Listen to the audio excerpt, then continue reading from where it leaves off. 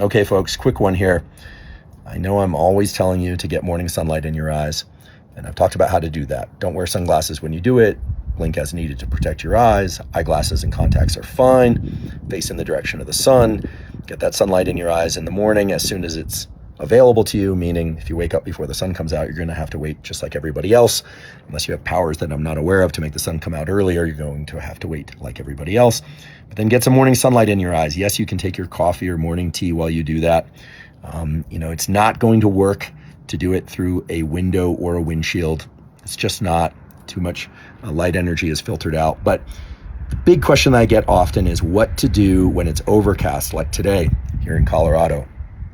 What to do is to get outside for a little bit longer, to step outside not just for 5-10 minutes and get that sun in your eyes, but for 10-20 minutes. And if you can't do that for sake of schedule or whatever, just try and get more little breaks outside during the day where you pop your sunglasses off, look in the direction of the sun, get a few more photons.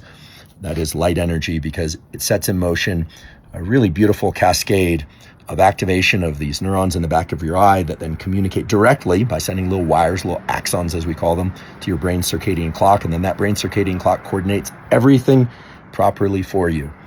Some people will say, well, what if I don't get up until 9 a.m.? Is 10 a.m. too late? Look, try and get morning sunlight in your eyes as soon as possible after waking up, given the constraints that you have to wait for the sun to come out, that you probably have other things you sometimes need to do. But if you can, get outside and do it. In fact, do it. You'll benefit in myriad ways, including elevated daytime mood focus and alertness, better nighttime sleep. Yes, it directly impacts your metabolism. Doesn't necessarily increase your metabolism, but it times your fuel utilization in a way that's really beneficial, and on and on and on. Just tens of thousands of quality research papers that relate to this general phenomenon of what we call circadian health. And getting that morning sunlight in your eyes is the best way to establish the foundation of your circadian health.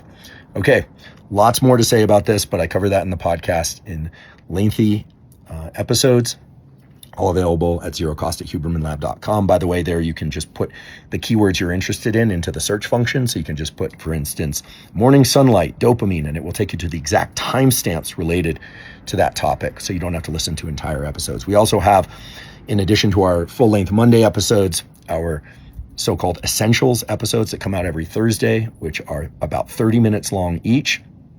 And those are the essential takeaways from previous episodes. So take your pick of which you prefer, or maybe you like both. In any case, put any questions you might have in the comment section below this post. And as always, thank you for your interest in science.